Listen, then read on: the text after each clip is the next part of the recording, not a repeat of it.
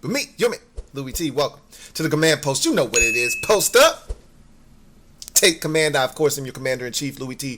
Thank you for joining me. So, the long-anticipated Episode 5 of Commander's Log finally released last Thursday, and it was fitting because it was the last full week they would be without anyone in the building. The rookies report at the end of this week, and the veterans report over the weekend, and we will get into camp, and off and running we go at the start of next week. So they released the last episode of the Commander's Log, which highlighted, and they had already previewed this, so we kind of already knew what we were getting ourselves into, but this was really highlighting the remaining picks of the draft. So we had that long episode. Episode 4 was pretty much all about the first round pick, Emmanuel Forbes, his background, his journey to the draft, getting selected, and then coming into the building, greeting everyone, going to the little party that they had, the draft party that they were having and whatnot. So it kind of, chronicled that whole maybe 48-hour experience, but also going back to his pre-draft situation. So it was really interesting. So episode 5 was more about all of the other picks that were made in the draft. And the process that they went through making those selections, what they were thinking about with those particular players in mind, why that they felt like those players would be a good fit for this particular team. And it's always great when you hear from some of the guys that we hear their names all the time, but it's if you're not like super locked in to the point where it's almost obsessive, then you've heard the names, but you don't actually have a face to put with the name. So it's great to hear from a guy like Tim Gribble, who is really the one that presides over the college football players. And, he's the one that kind of heads that up. He's the director of college personnel. So hearing his name, we hear Tim Gribble all the time. You hear Ron Rivera, you hear Marty Herney, Mark Mayhew. You hear them reference guys like Tim Gribble. You hear them talk about Eric Stokes all the time. And we've seen Stokes throughout this series. I could listen to Eric Stokes talk all day. This dude is super sharp. He's so concise, and he paints a picture of whatever it is he's talking about, whatever type of player he's describing, whatever player he is talking about. You can visualize it because he does such a descriptive job of communicating to you what it is exactly they're looking for and why he fell in love. Like when he talks about Emmanuel Forbes and watching his tape, we saw that he was a part of that episode, and you're just like, damn, I want to draft him. There are a lot of us that were on the fence. There's still people who believe they made a mistake at 16, with Gonzalez sitting there, and we'll find out. Again, time will tell what Washington should have done, if it was the right move or not. But Eric Stokes was convinced, and he convinced me, right? So I can listen to him talk all day. And he starts the episode off, and then you hear from Tim Gribble, you hear from some others. Alexis Dotson, and I was wondering, is she related to the Jahan? Of course she's not. But you see the last name. Dotson isn't that uncommon of a last name, so anybody could have it, right? So she's in player development, and Malcolm Blacken, we've heard his name a ton. He heads up that division, and we've seen him throughout the series as well. And so Alexis's job was to help, integrate these players into the culture, show them around. And so this episode was really based on the other draft picks and them being integrated into the Commanders' culture, bringing them on board, taking them to events. You saw them go to Top Golf. And I talked about this in a past episode when I think I referenced Terry McLaurin saying that this is one of the most tight-knit teams he's ever been on. And you're seeing these players bonding with one another as draft picks coming in. And a lot of times these players have already met in some circle or another, whether it's the pre-draft period. Some of these guys work out at the same facilities, whatever the case may be. They may share an agent. But, you get them into your building and you hope that everyone can get along. It seems like these guys all get along. One of the things that I think about when I watch. So I'll be honest with you. I'll be very transparent, keep it a buck with you. This was my least favorite episode of the 5 episodes from this season. Now, that doesn't mean it wasn't a good episode. It just means I enjoyed the other 4 that were previously shown before this one better. That's all it says. But in saying that, watching this particular video and, seeing these guys go through all these different activities, an event for the kids. They went to Washington, D.C., they took the tour. They went to the Dr. Martin Luther King Monument. They were at a Washington Commanders event where I think Gibbs was there and Terry Bradshaw and all of these legends of the game, Hall of Famers and things of that nature that they got to meet. They were at Top Golf, which was another one of those bonding and team building exercises. So they were all there. Antonio Gibson was there and all of that good stuff. And so you got to see them in different elements. But what it got me to thinking is, it's cool that they're doing all of this and these guys are here and we're rooting for every single one of them. As I always tell you, once you're a member of the family, you're a member of the family, right? 7th round pick, undrafted. You're here, you're a part of the family, right? So I'm rooting like hell for you to succeed. And even if it's not here, I hope you succeed somewhere else on one of the other 31 teams around the league. I want these dudes to win but at the same time, it's crazy because not all of these guys are going to make the team. Not all of these guys are going to be a part of what we're trying to build. And I will say this, and this has been a theme around the league, not just in Washington, but specifically around the league. You're seeing it more and more now, more so than ever before, that teams are drafting their players and they're keeping the vast majority of the guys they draft. Once upon a time, you would draft 9 players and 4 or 5 of those guys wouldn't even make the roster. Depending on where they were drafted, your first, your second, your third, and your 4th round picks usually make the football team. But rounds 5 through 7 weren't safe. You weren't guaranteed. And if you had 9 picks and it was 1st round, 2nd round, 4th round were your first 3, and then or 2 4s, right? You didn't have a 3rd, you had 2 4s, and then the other 5 picks were all 5th through 7th. Those guys weren't guaranteed to make your roster. It's a little bit different now because if you draft 9 players, 8 of the 9 probably are going to make your football team. That's kind of the way the league is moving now. They're looking for cheaper options, obviously.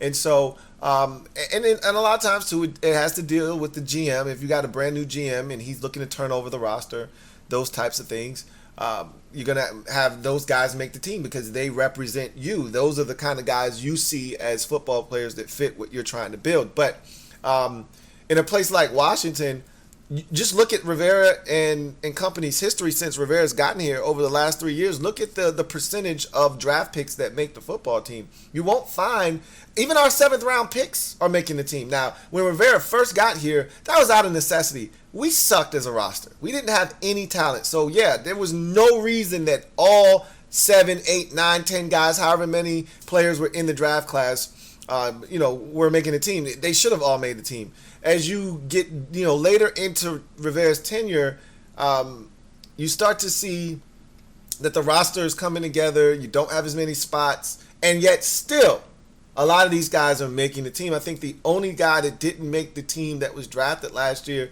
was Chris Paul, and he was on the practice squad, and he ultimately got pulled up and played in Week 18 against Dallas. He started in that game, so.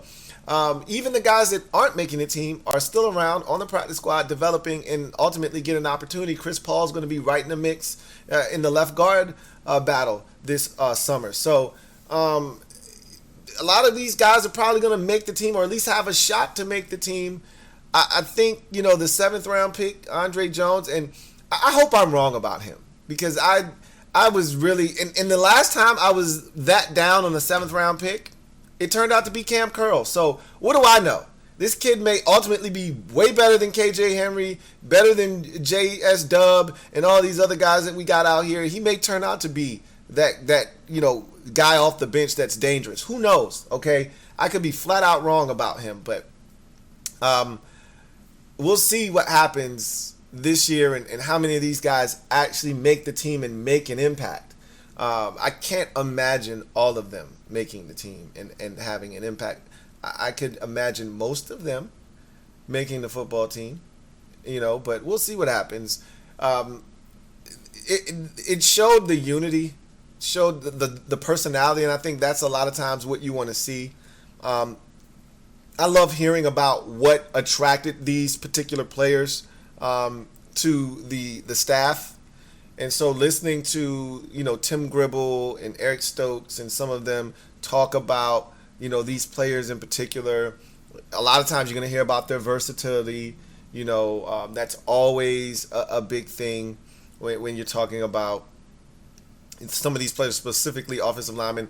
You listen to them talk about Quan Martin, who they got in the second round, and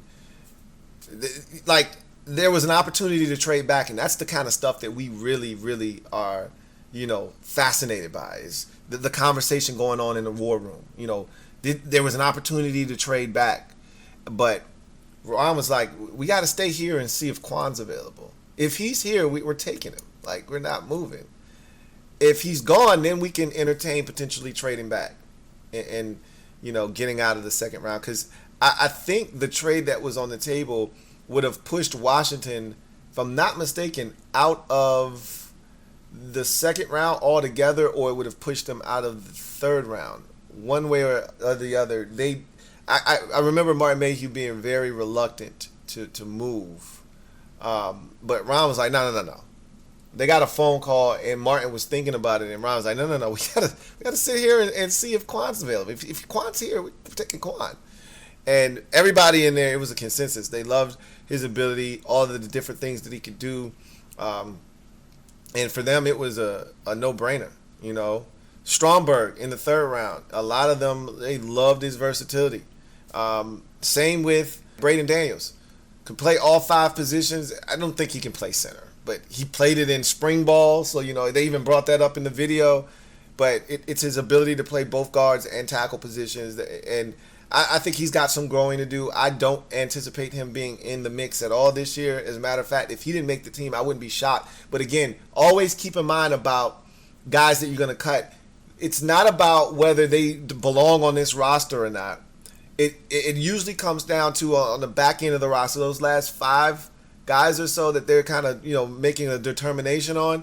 It's usually based off of who can we sneak onto the practice squad. If we cut this guy, will somebody claim him on waivers and snatch him up? Like we did John Ridgeway with the Cowboys, right? They thought, nobody's going to want our stuff. It's John Ridgeway. We got him later in the draft. Nobody's worried about our stuff. And we can cut him, get him onto the practice squad. We'll be fine. And they cut him, and we were like, hey, let me get that off you, right? So you just never know. And so you gotta cut the guy that you feel most confident. Ain't nobody sniffing around this dude. If I cut this guy, there may have been a team that was interested in him in the 5th or 6th round. We cut him, they're gonna snatch him up. So Braden Daniels is one of those players where you may not be able to cut him, even if he's not a guy that factors into your roster this year. If you think there's real potential and upside, you may not be able to cut him because somebody else may snatch him up. So that's the kind of, mental gymnastics you have to play when you start talking about the roster, which is why it's going to be really interesting to see what Washington does on the back end of their roster. But you saw a lot of characters. You heard their backstories, KJ Henry, Chris Rodriguez. You heard the phone calls that were made to all of those picks and how they reacted to it. You saw them in their element. And it was a cool episode, getting to know those players. And that's something that we as fans love. Inside access, right? Behind the scenes, pulling back the curtains and allowing us to get to know these players a little bit better. And I thought that's what Episode 5 really centered around with these particular rookies. Now, the real question is going to be how many of these guys can get up to speed fast enough to have an impact and potentially make the 53-man roster, or at least be on the practice squad and be right in that pocket to be pulled up on a game day. We know about the guys that are going to make the football team. Emmanuel Forbes and Quan Martin and Ricky Stromberg and I think Braden Daniels is going to make the football team as well. We know about those types of players. Okay, those guys are going to be on the roster. The question is those guys on the back end. KJ Henry as well. He's going to make the football team. I think after KJ Henry, all bets are off. And I love that they packaged up picks. I had told you guys before, and I think I had even done it in my mock draft, that Washington was going to probably package up. This wasn't the draft that you wanted to come away with 10, 11 players. It wasn't any need for it. It wasn't that strong of a draft class. So why not package up 2 or 3 picks, go up and get your guy and keep it pushing? And that's what they did for KJ Henry. So I think after KJ Henry, all bets are off in terms of guys making the football team or not. We'll see what happens. It should be really interesting. I feel really confident Chris Rodriguez is going to make the football team too. This is why I'm telling you, most of Ron Rivera's draft picks, if you go back and look at the 3 years of draft history he's had in Washington, I don't remember too many guys not making the team that were drafted by us. For the most part, these guys get an opportunity here. So it'll be interesting to see what happens. How many draft picks did we have? 8 or 9? I think it was 8 this year, right? So Washington had 7 draft picks this year. I think all 7 of them have a legitimate shot. I think the guy that has the longest shot is Andre Jones, the 7th round pick. In my estimation, we're so deep on and talented on the defensive line that unless there's an injury, I can't see Andre Jones cracking the roster. I think it's going to be very similar to last year's draft, where everyone except Chris Paul made the team. And there were 2 7th rounders last year, I believe. Sip, Christian Holmes, and Chris Paul. And Christian Holmes made the team, right? It was Chris Paul that didn't make the team, and I think he was the only 7th round pick. And if you go back the year before that, we had 3 7th round picks. It was Dax Milne, William Bradley King, and Shaka Toney, and William Bradley King was the only one to not make the team. So it seems like every year there's that 1 7th rounder that doesn't make the team. We only had 1 7th rounder this year. Last year we had 2. The year before that we had 3. This year, I think the 7th rounder is Andre Jones, and I think he's the odd man out. 6 guys will make the team from a 7 pick draft class, and that seems to be the theme with this staff, is that most of the draft picks make the team, and have an opportunity, and I think that's going to continue to be the theme here. And watching that episode kind of hammered that point home, that we have some really, really good guys, fun guys. Now the question is, can they play ball? Can they help this football team immediately, or will they be afterthoughts? We'll see. But that was the Commander Log episode number 5. It was a solid episode. Not my favorite in the series, but it's got us ready for training camp. I think it's the perfect way to wrap that series up. You're now introduced to all of the rookies, and now I'm ready to get to the field and see what these guys can do. So tell me if you had any takeaways from that episode that I may have missed, or something that may have stuck out to you that didn't necessarily resonate with me. I'd love to hear it. Leave it down in the comment section. Until next time, y'all know what it is. Post up. Take command. You guys have a good one. Take care, and I'll see you next time.